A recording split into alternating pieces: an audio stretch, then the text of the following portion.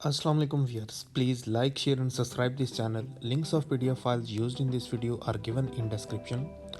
So in this lecture we will discuss about the mechanism of substitution reactions in coordination complexes, and this lecture belongs to the main topic of kinetics and mechanisms of coordination complexes. तो जो coordination complexes होते हैं actually उनमें दो किस्म के reaction mechanism जो है वो हम पढ़ेंगे।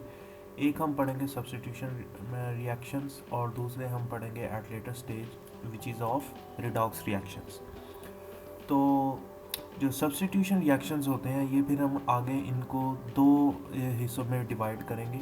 एक को हम कहते हैं डिसोसिएटिव रिएक्शंस जिनमें बॉन्ड ब्रेकिंग इन्वॉल्व होती है, और दूसरी जो टाइप है वो है एसोसिएटिव मैकेनिज़्म जिसमें बॉन्ड मेकिंग इन्वॉल्व होती है।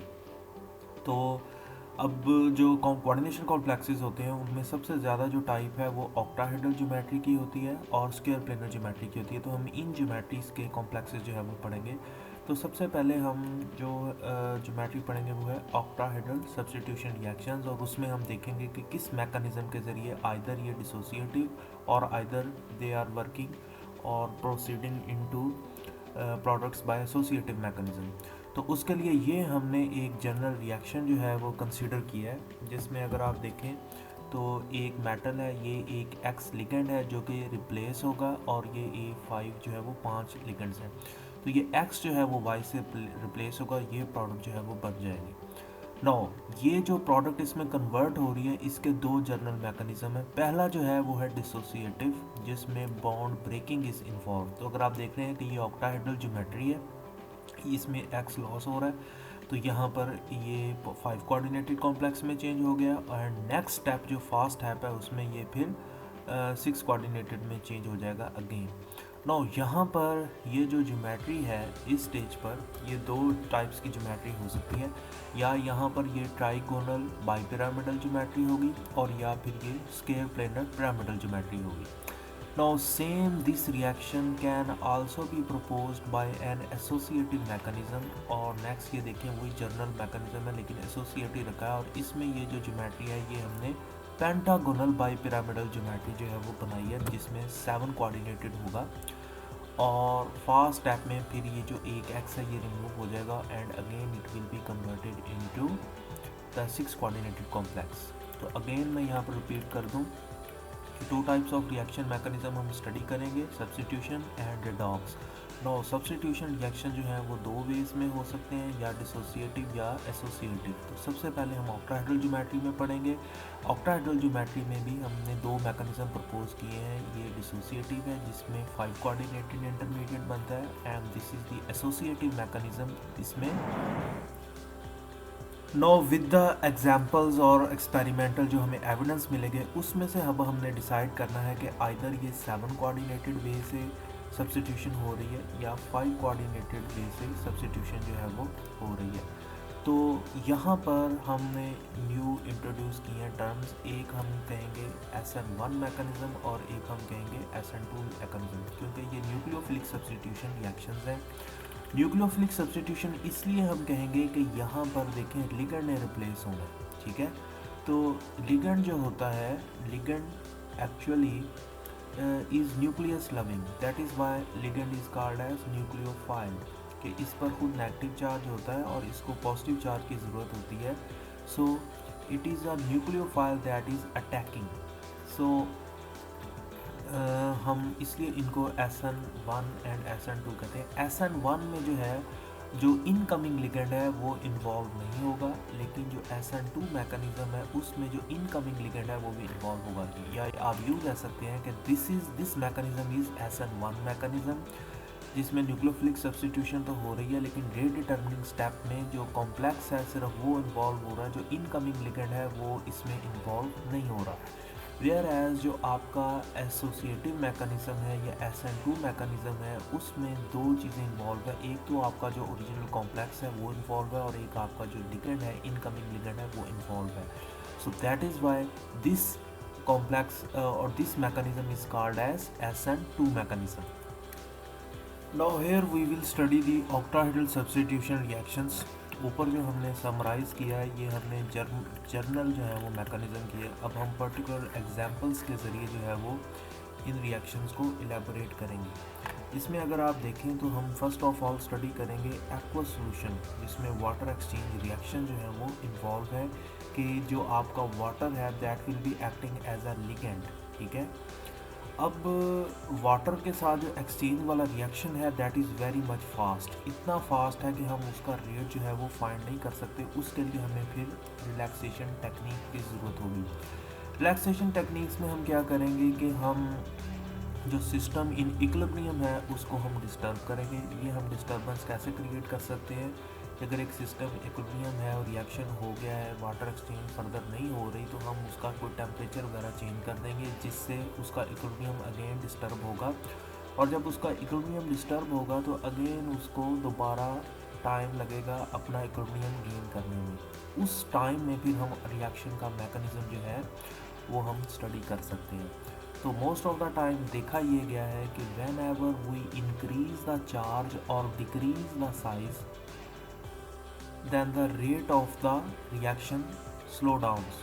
द रीज़न इज़ कि जब charge to size ratio increase कर जाती है तो ये मेटल और लिगेंड के बॉन्ड को स्ट्रेंथन करती है। तो bond cleavage is important as compare to bond making, so that's why वो रिएक्शन जो है वो उनका रेट स्लो हो जाता है। अब कुछ अगर आप देखें कि अगर हमने रिएक्शन कर रहे हैं जिसमें सॉल्वेंट है वाटर, तो उस तरह का ये मैकेनिज़्म होगा। अब यहाँ पर ये एक रिएक्शन है जनरल लिखा हुआ, जिसमें Y जो है दैट कैन बी सल्फेट और इट कैन बी थायो सल्फेट और इट कैन बी EGTA। ठीक है, तो इस रिएक्शन में अगर आप देखें कि यहाँ पर पहले एक फास्ट स्टेप में ये Y जो है that is attached with this sphere. ठीक है, क्योंकि इस पर लिगेंड है, मेटल पर पॉजिटिव चार्ज है, तो इसने अभी बॉन्ड नहीं बनाया, लेकिन ये इस सफियर के साथ अटैच हुआ है in a fast reaction. Slow step में क्या होगा कि यहाँ पर जब ये वाटर रिमूव होगा तो फिर ये यहाँ पर आकर अटैच होगा। नाउ एक्चुअली मैकेनिज़्म तो SN1 नहीं है, लेकिन इसको हम कहेंगे ID मैकेनिज़्म। आई हम इसलिए कह रहे हैं क्योंकि ये रिएक्शन बहुत फास्ट हो रहे हैं। ठीक है, इसमें इतने ये फास्ट हो रहे हैं कि बॉन्ड ब्रेकिंग और बॉन्ड मेकिंग एक ही वक्त में हो रही है। सो दैट इज़ वाई इनको हम कहेंगे, ऑल्दो रेट जो है वो ज़्यादा इफेक्ट करेगा जब ये बॉन्ड ब्रेक करेगा, लेकिन ये एक्सचेंज इतनी जल्दी हो रही है तो हम बजाय इनको SN2 SN कहने के हम इनको ID कहते हैं। यहाँ पर ऊपर जिक्र किया गया है कि I मीन्स इंटरचेंज और ID means interchange with dissociation and IA means interchange with association. तो ये वाटर के केस में ऐसा है। तो अगर आप देखें यहाँ पर पास में ये पहले अटैच हो जाएगा और उसके बाद स्लो स्टेप में ये रिलीज़ होगा। अब अगर आप देखें कि स्लो स्टेप में अब ये एक ही स्पीशी बनी हुई है, तो मैकेनिज़्म जो डिपेंड कर रहा है वो डिसोसिएशन ऑफ वाटर पर ही डिपेंड कर रहा है। जितनी जल्दी यहाँ से वाटर रिलीज़ होगा उतना ही जल्दी ये यहाँ पर इसके कॉम्प्लेक्स के अंदर आ जाएगा और आपकी प्रोडक्ट जो है वो बन जाएगी। तो वाटर के केस में तो एक्सचेंज बहुत ज़्यादा होती है, तो हम बजाय उसको SN2 SN1 कहने के हम ID कहते हैं। लेकिन जो प्रॉपर SN2 और SN1 मैकेनिज़म्स हैं वो हम देखते हैं कोबाल्ट अमाइन कॉम्प्लेक्सेस में।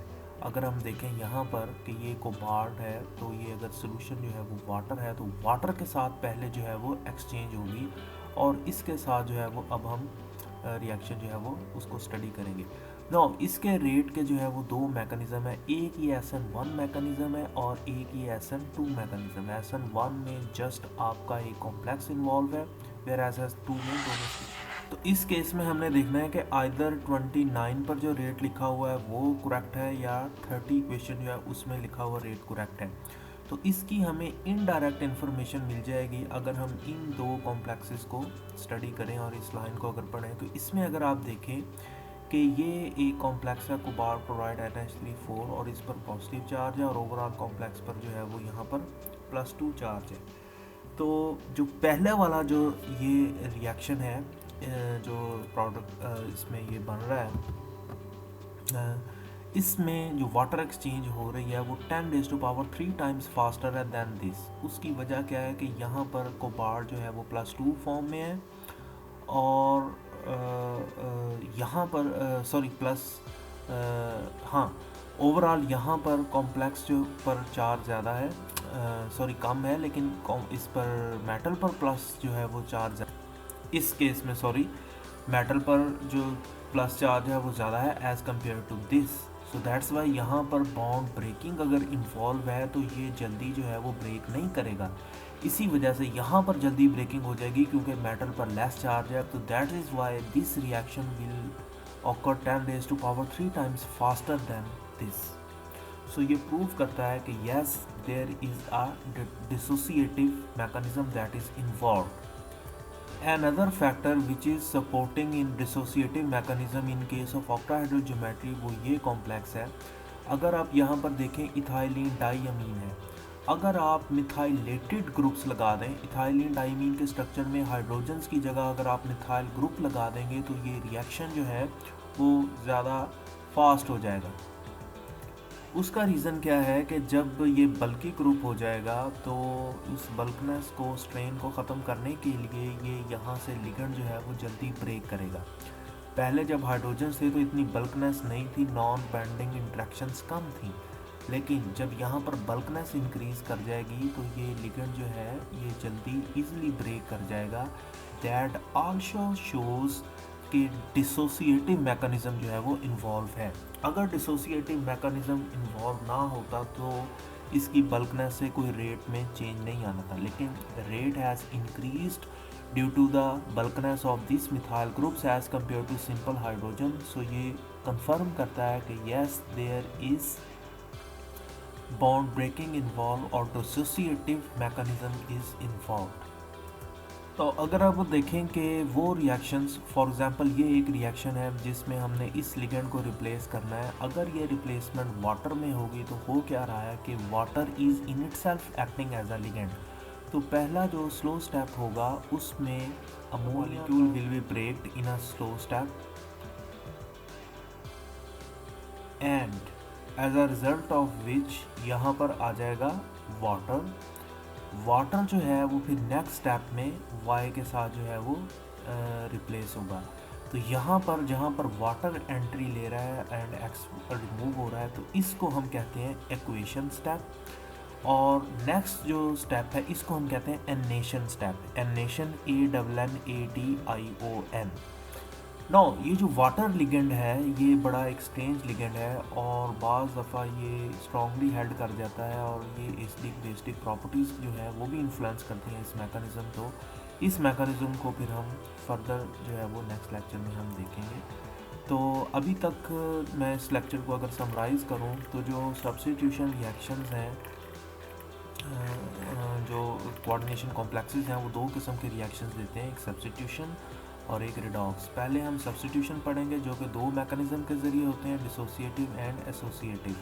तो हम दो ज्योमेट्रीज में पढ़ेंगे, octahedral geometries and square planar geometries. Octahedral में दो पॉसिबिलिटीज़ हैं कि या ये डिसोसिएटिव वे में जाए या ये एसोसिएटिव में।